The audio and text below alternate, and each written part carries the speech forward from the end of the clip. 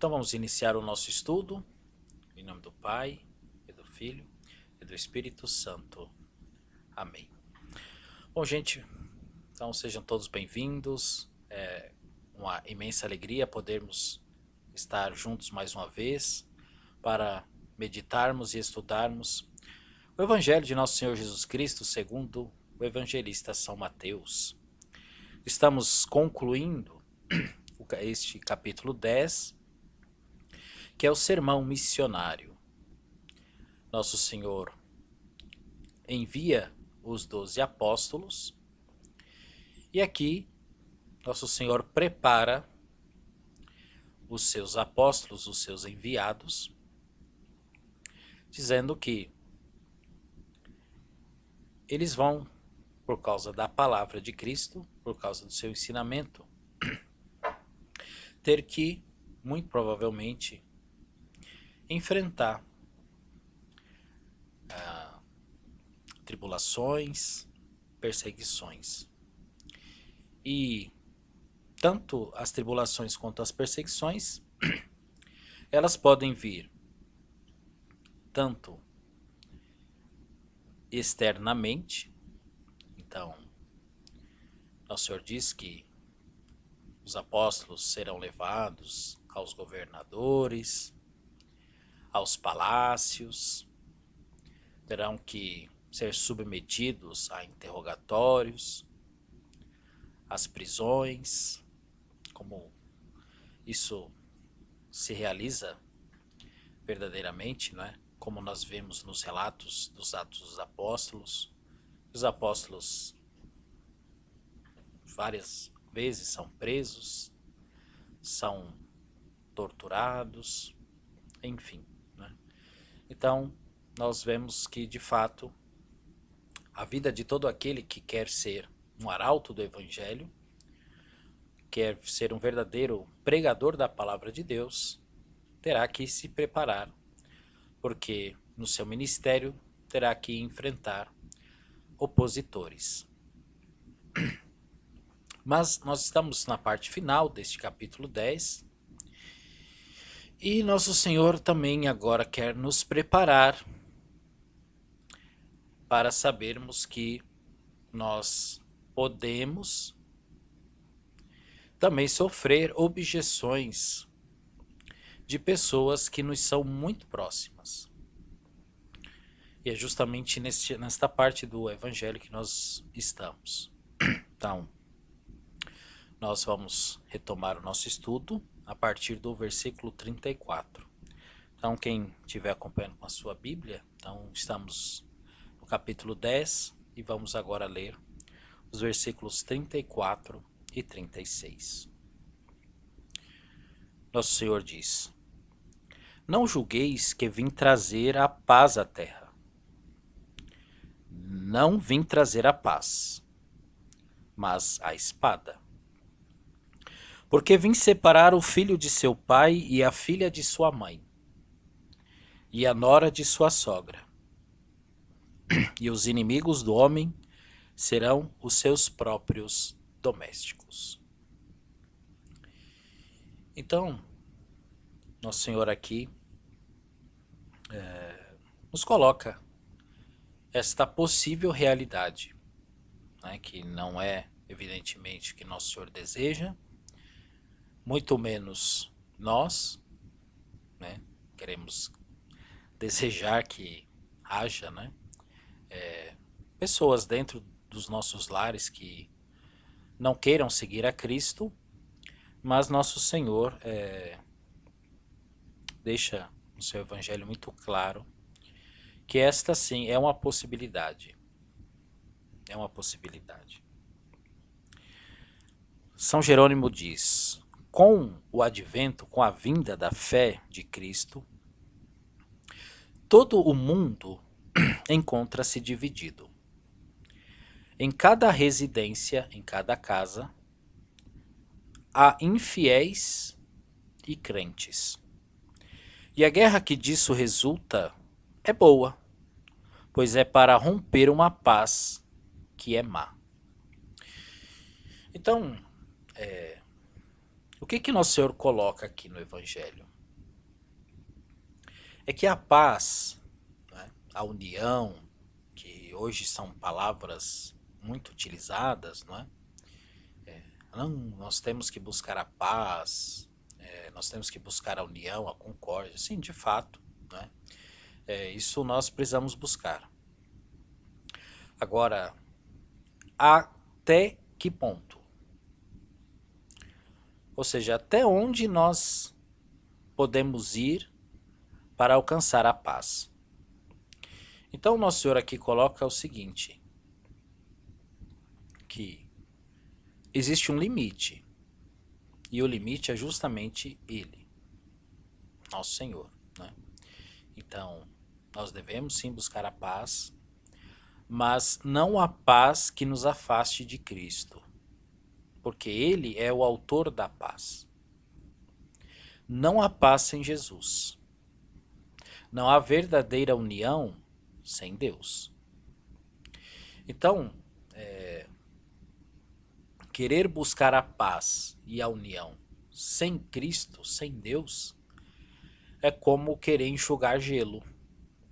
Nós vamos fazer muitas coisas, vamos nos iludir, vamos achar que vai acontecer e no final das contas não alcançaremos nem a paz nem a união, porque ambas só podem ser alcançadas por meio de Jesus.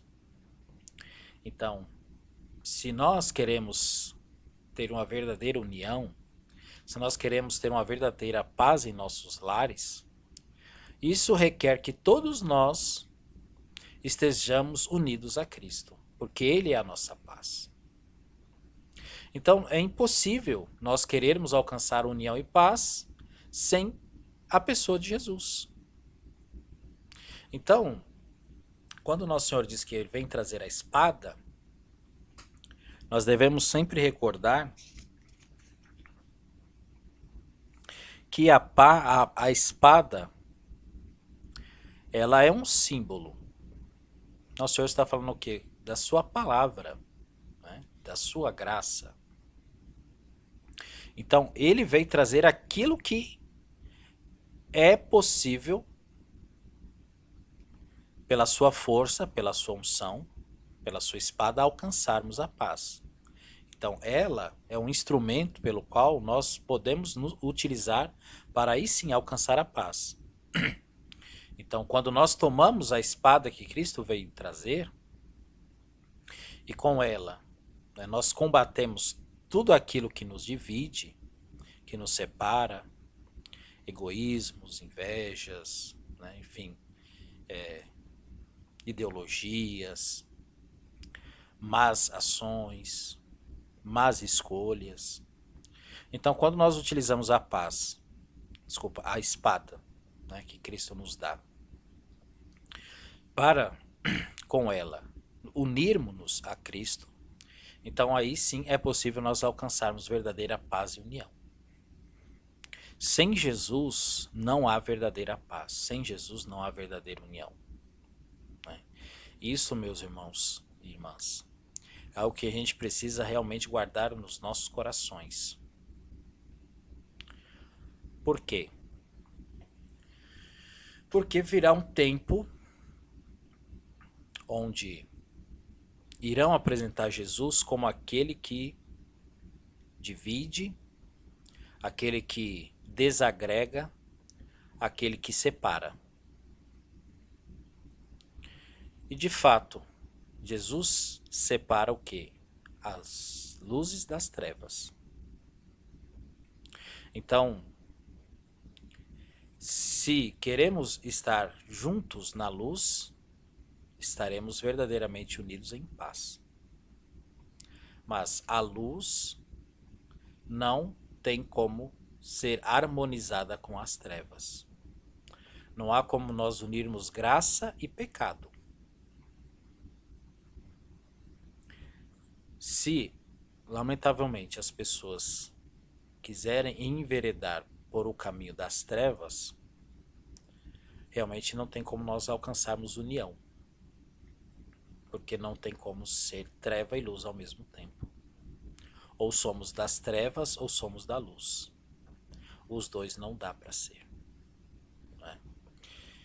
Então, nós realmente precisamos ler esse evangelho e sempre estarmos vigilantes em oração, rezando por todos aqueles com os quais nós convivemos, aqueles que nos são mais próximos, nos são mais caros, né? Para que nós estejamos sempre trilhando o caminho da luz de Cristo. Porque se todos nós estivermos trilhando o verdadeiro caminho da luz de Cristo, estaremos unidos, né? Mas aquele que quer nos separar e que o seu nome é divisão, o nome diabo significa isso, né? Aquele que divide, aquele que separa, ele sim, ele quer nos separar, porque ele quer nos arrastar para as trevas. Ah, mas e nas trevas há união? Não. Há uma falsa união, uma falsa aparência de união. No mal não há união. Embora nós vejamos, né, muitas vezes, aqueles que estão nas trevas unidos, buscando o mesmo fim, muitas vezes unidos perseguindo cristãos, unidos como nós vimos na paixão de Nosso Senhor, em que, por exemplo, né, Herodes, Pilatos e aqueles que cuidavam do templo, cada um era inimigo do outro. Mas quando foi para crucificarem Jesus, se fizeram a paz, houve uma união, né?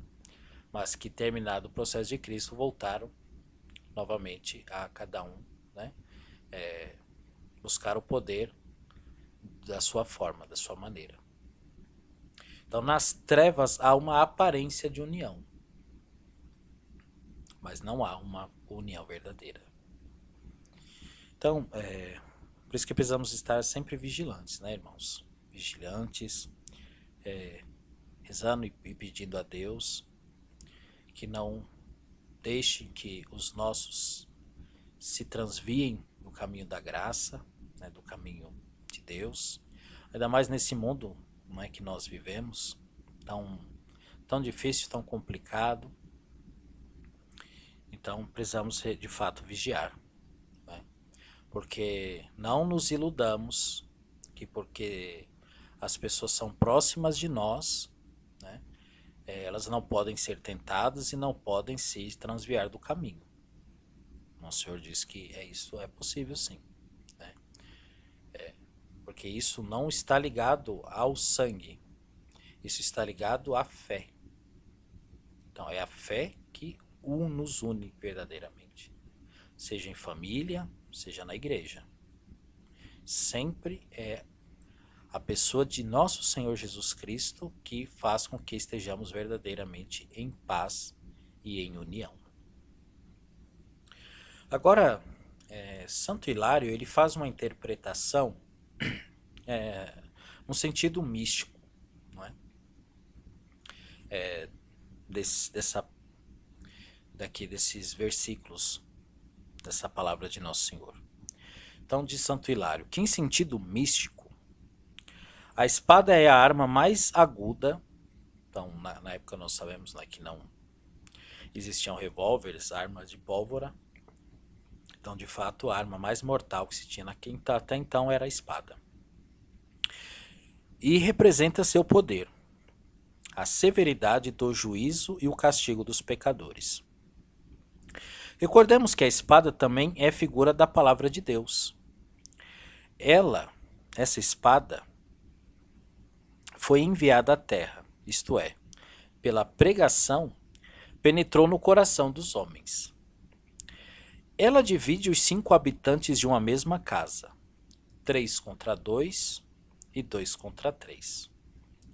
Encontramos esses 3 habitantes no homem.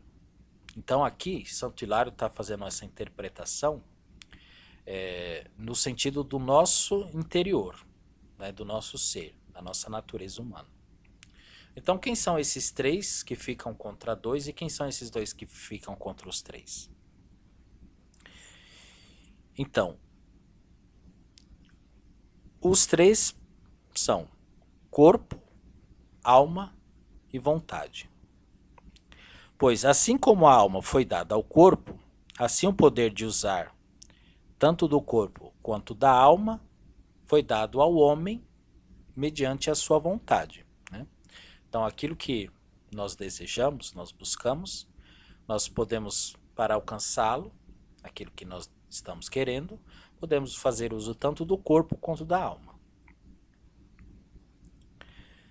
Assim, o poder de usar de uma e de outra foi dado ao homem. Por isso, a lei foi proposta à vontade. Mas vemos isso apenas nos nossos primeiros pais, naqueles que saíram das mãos de Deus. Pelo pecado original, por causa da sua infidelidade, dos nossos primeiros pais, as gerações que se seguiram, o pecado tornou-se o nosso pai e a infidelidade a nossa mãe. Então, o pecado tornou-se o pai do corpo e a infidelidade a mãe da alma. E a vontade adere a um, ao pecado, e a outra, não é? A infidelidade. E então temos esses 5 habitantes em uma mesma casa. Então nós temos o corpo, a alma, a vontade de um lado, e do outro lado nós temos um pai e uma mãe. O pai é o pecado e a mãe é a infidelidade. Então dentro de nós, né, coabitam essas cinco realidades, né? Nós temos o nosso corpo, a nossa alma e a nossa vontade. A vontade foi criada por Deus para que nós fizéssemos bom uso tanto do nosso corpo quanto da alma. Porém, como nós nascemos com a mancha do pecado original, ou seja, nós nascemos, né, num estado que não é mais aquele estado em que Deus nos criou, lá no paraíso, onde tanto quanto o corpo quanto a alma estavam sujeitas à nossa vontade. Agora, o que nós temos também dentro de nós? Nós temos o pecado e a infidelidade. Então, há essas forças também em nós, né, que nos puxa, né? Então, o pecado nos puxa e a infidelidade nos puxa. Então, nós temos, então, segundo Santo Hilário, esses 5 habitantes, né, dentro da nossa casa. Porém, quando somos renovados pelas águas do batismo, pelo poder do Verbo, somos separados do pecado de nossa origem e pelos cortes que faz em nós a espada de Deus, somos separados das afeições de nosso pai e de nossa mãe. Ou seja, a espada aqui, que Jesus, né, está utilizando, então ela faz um corte, ela nos separa, tanto do pecado quanto da infidelidade. E aí, né, então, pela graça de Deus, nós somos libertos no nosso batismo, né, das nossas concupiscências, que se manifestam pelos pecados e pelas infidelidades, né? Então, esses 3 que ficam contra 2, então seriam isso, né? Então, nosso corpo, alma e vontade, que por conta do pecado, de alguma forma, é como se estivessem submissos, né? Então, está aqui corpo, alma e vontade. Porque pecamos, então isso se tornou submisso ao pecado e às infidelidades. Mas Jesus veio com a espada e separou nosso corpo, alma e vontade do pecado. Então, com a graça que Jesus nos dá no nosso batismo, e que podemos sempre recuperar essa graça mediante o sacramento da confissão, então é possível que nós nos libertemos, né, tanto do pecado quanto das infidelidades. Então isso aqui é uma interpretação espiritual, vamos dizer assim, né? Desse trecho do Evangelho. Então, seguindo mais 3 versículos, versículos 37 ao 39. Jesus continua: O que ama o pai ou a mãe mais do que a mim, não é digno de mim. E o que ama o filho ou a filha mais do que a mim, não é digno de mim. O que se prende à sua vida, perdê-la-á. E o que perder a sua vida por meu amor, achá-la-á. Do Exer São Jerônimo. Aquele que antes dissera: Não julgueis que vim trazer a paz à terra, não vim trazer a paz, mas a espada, porque vim separar o filho de seu pai, a filha de sua mãe e a nora de sua sogra, para que ninguém anteponha a piedade à religião, acrescenta: O que ama o pai ou a mãe mais do que a mim, não é digno de mim. Lemos também no Cântico dos Cânticos: Ele desfraudou contra mim a bandeira do amor. Em todo afeto, esta é a ordem necessária. Ama, depois de Deus, teu pai, tua mãe, teus filhos. E se for necessário escolher entre o amor dos pais e dos filhos e o amor de Deus, e se não se puder ao mesmo tempo amar a todos, é necessário. Aqui, São Jerônimo usa uma palavra meio forte, assim, né? Meio pesada, né? Ele diz que é necessário odiar os teus e ter piedade para com Deus. Não proibiu amar o pai e a mãe, mas significativamente acrescenta mais do que a mim. Né? Então, assim como nós não podemos buscar a união e a paz a todo custo e até mesmo, né, ao custo de abandonar a Cristo, então assim também é o amor. Devemos amar nossos pais, nossos filhos, né? Mas o amor a eles nunca pode ser um amor que nos separe de Deus. Por quê? Porque Deus é o amor, é a fonte e a origem do amor. Então, nós só amamos verdadeiramente quando amamos a Deus. Então, se eu deixo de amar a Deus, como é que eu vou amar? Mesmo aqueles que me são mais caros. Não é possível. Então, por uma questão de princípio, porque primeiro devemos amar a Deus, porque é a fonte e a origem de todo amor. Então, esse amor sempre tem que estar em primeiro lugar. Nunca posso, né, com, sei lá, desculpa de que, porque eu amo meu pai, minha mãe, meus filhos, né, dizer que eu não vou amar a Deus por conta deles, né. Então, se precisarmos fazer uma escolha, esperamos que não, né, essa é uma escolha realmente da qual eu realmente acredito que ninguém deseja fazer, né? Mas entre o amor dos nossos e o amor a Deus, vamos ficar com o amor de Deus. Porque aqueles que tenham preferido seus afetos familiares ao seu amor serão indignos da herança dos bens futuros. Né? Então, se nós preferirmos o amor dos nossos ante o amor de Deus, evidentemente que nós não seremos dignos, né, de herdar o reino dos céus. Vemos com frequência os pais amarem seus filhos mais do que são amados por eles. Assim, sua exposição é gradual.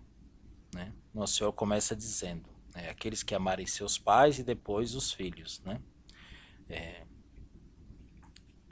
Por quê? Porque o amor do pai por filho é maior do que o amor do filho, né, pelos pais.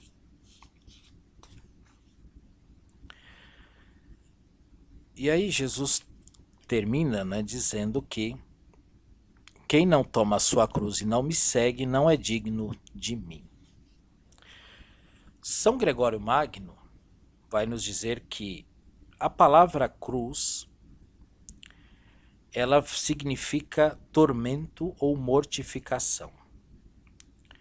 Tomamos a cruz do Senhor de duas maneiras: ou mortificando nosso corpo pela abstinência, ou pelo sentimento de compaixão para com o próximo, fazendo nossas suas misérias. Deve-se, porém, saber que há alguns que fazem profissão de mortificar sua carne, não para agradar a Deus, mas por um sentimento de vanglória. E outros que se entregam por compaixão ao serviço do próximo de maneira carnal, maneira meramente humana, né? E outros que se entregam por compaixão ao serviço do próximo, né? De uma forma carnal, mas não espiritual, de modo que não são conduzidos à virtude, mas como se tratasse de compaixão, apoiam suas culpas. Eles parecem tomar suas cruzes, mas não seguem o Senhor, e por isso ele acrescenta: e me segue. Né? Então, não basta nós tomarmos a cruz. E aqui São Gregório diz, né? Não, como é que a gente toma a cruz? Duas maneiras. Quando nós mortificamos o nosso corpo através das penitências e quando nós amamos o próximo. Só que ambas essas situações, né, tanto a penitência quanto o amor ao próximo, elas devem estar subordinadas a Cristo. Por isso Jesus diz: quem toma a sua cruz e me segue. E me segue. Ou seja, vai agir tal como ele o faria. Então, a caridade, o amor ao próximo,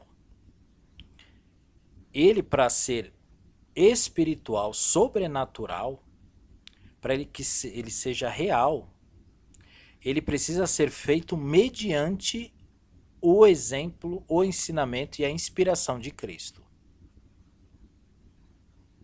Se eu quiser tomar a minha cruz, ou seja, se eu quiser ajudar alguém,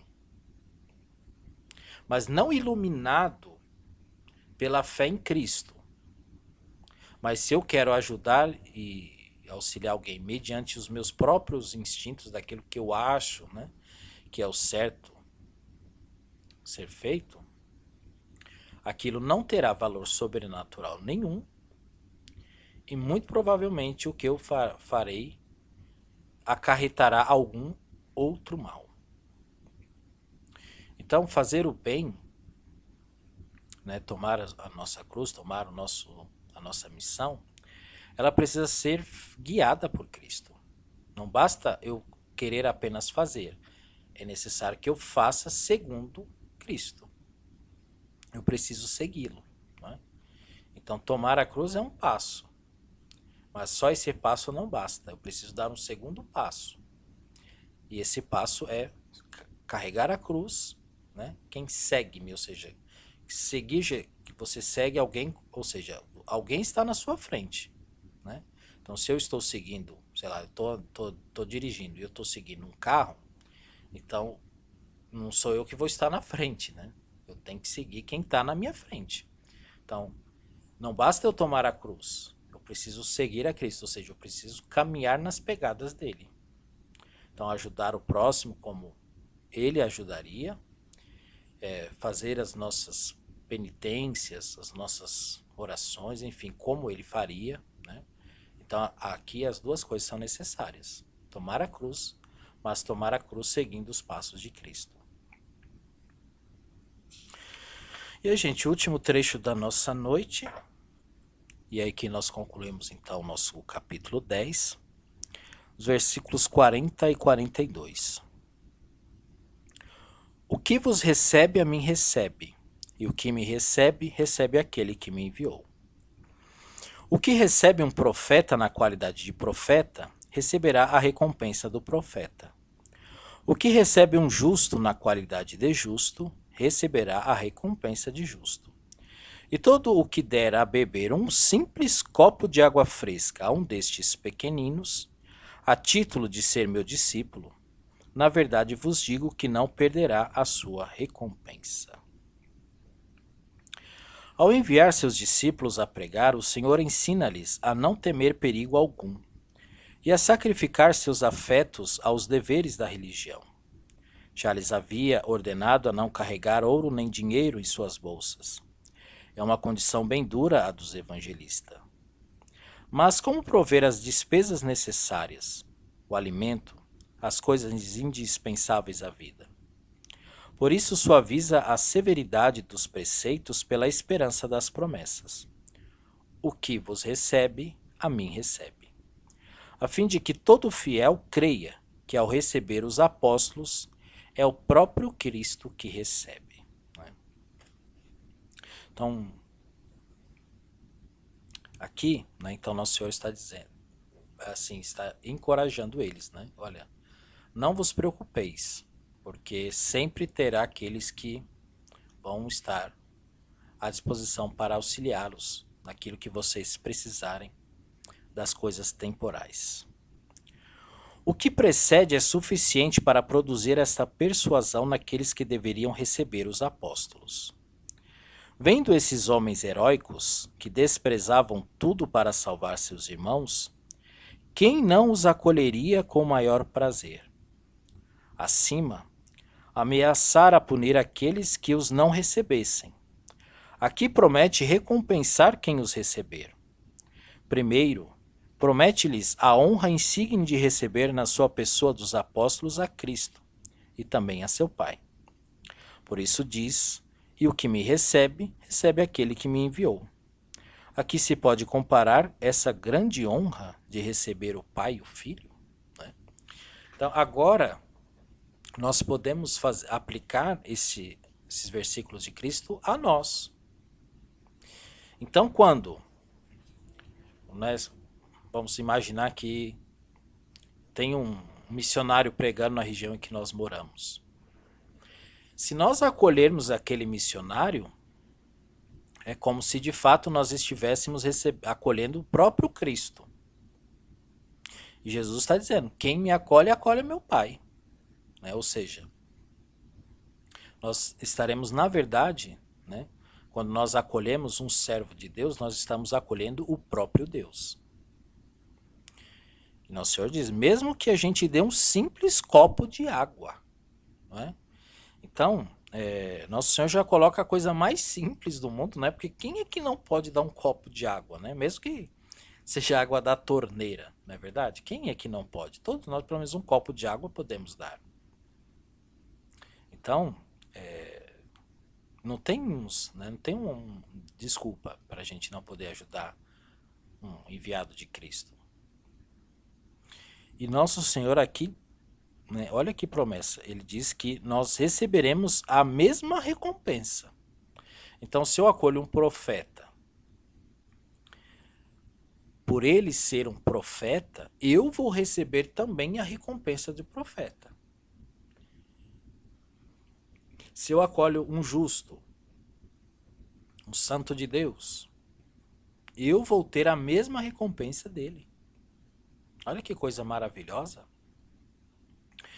Então, quando nós auxiliamos um missionário, alguém que está fazendo a sua missão, nós vamos receber de Deus a mesma recompensa. Por quê? Porque nós, de alguma forma, estamos tornando possível ele realizar aquela obra. Então, quando, por exemplo, nós damos a nossa oferta na igreja, quando nós damos o nosso dízimo, então nós estamos, com a nossa ajuda financeira, tornando possível toda a obra de evangelização que ali acontece. Então nós também estamos nos tornando herdeiros de tudo o que Deus vai realizar. Por exemplo, na pessoa do padre. Então, se o padre está rezando a Santa Missa ele está usando lá o vinho, né, que foi comprado com a ajuda que eu dei. Comprou as hóstias, porque tudo isso é comprado, né, não tem nada de graça. Então, se tem ali o vinho, se tem as hóstias, é porque alguém deu dinheiro para que ali pudesse estar, tanto o vinho quanto a hóstia, o cálice, né, enfim, a energia. Ou seja, existe uma série de coisas materiais que estão tornando possível celebrar uma Santa Missa, que evidentemente é o sacerdote que celebra, mas porque eu também, de alguma forma, contribuí para que aquilo ali, a Santa Missa, pudesse ser realizada, então a mesma recompensa que o padre vai ter por ter celebrado a Santa Missa, eu também poderei ter. Por quê? Porque eu também, de alguma forma, fiz com que fosse possível acontecer aquela Santa Missa, né? Então, olha, gente, isso aqui é maravilhoso, né? O que Nosso Senhor nos concede aqui é grandioso. Vejam, quem que é a padroeira das missões? Santa Teresinha, que vivia enclausurada num convento. E por que que ela é a padroeira das missões? Porque com as suas orações, com os seus sacrifícios, ela tornava possível a pregação. Ela, com as suas orações, fazia com que os missionários conseguissem pregar. Então, por isso ela se fez missionária, embora nunca tenha pregado para ninguém. Ok, olha que maravilha, né? Então a gente pode, mesmo muitas vezes sem ter a oportunidade de fazer uma pregação, né, de eu queria ser um missionário, mas se você está ajudando alguma obra missionária, você de alguma forma será recompensado como missionário. Se você está ajudando numa obra de evangelização, você de alguma forma receberá pelaquela obra de evangelização. Se você está ajudando um santo a ser santo, você de alguma forma receberá a recompensa também de santo. Então, isso aqui é uma maravilha para nós, né? Principalmente nós leigos, né? Nós que temos nossas famílias, que né, que a gente, quando vem um missionário de fora, como a gente quando a gente acolhe, como a gente fica feliz por ter acolhido alguém, né? E essa alegria, por que que vem a nós? Porque de fato nós estamos nos tornando, né, um com aquela missão. Então, o fato de nós estarmos ajudando o missionário nos alegra, por quê? Porque mesmo que nós não estejamos fazendo a missão, mas é como que se a gente fizesse parte, né? Nós também estivéssemos ali pregando o evangelho. Então, essa recompensa, essa promessa que Deus nos faz é algo realmente assim, é grandioso. Então, nós podemos, ajudando materialmente as obras de caridade, as obras missionárias, recebermos a recompensa por aquelas ações que estão sendo feitas, estão sendo realizadas, né? Mesmo que nós estejamos ajudando com um simples copo de água, né?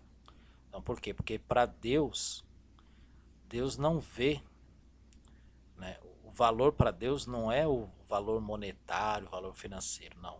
O valor para Deus é o valor do amor. Qual é o amor com que eu estou realizando aquele ato? Então, se eu estou realizando aquele ato com amor para ajudar o seu projeto, a sua missão, é isso que Deus vai olhar. Mas foi um copinho d'água, não tem problema.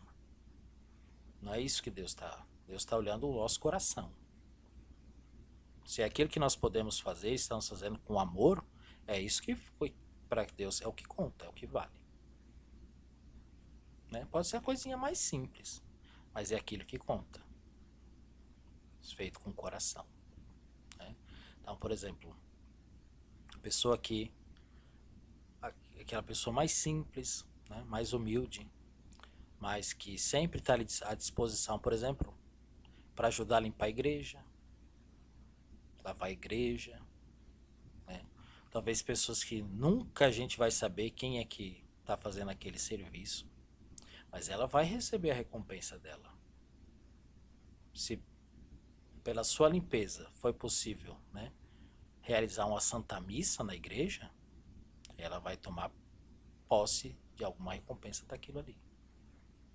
Mesmo que foi o ato mais simples, passar um pano nos bancos, limpar o chão,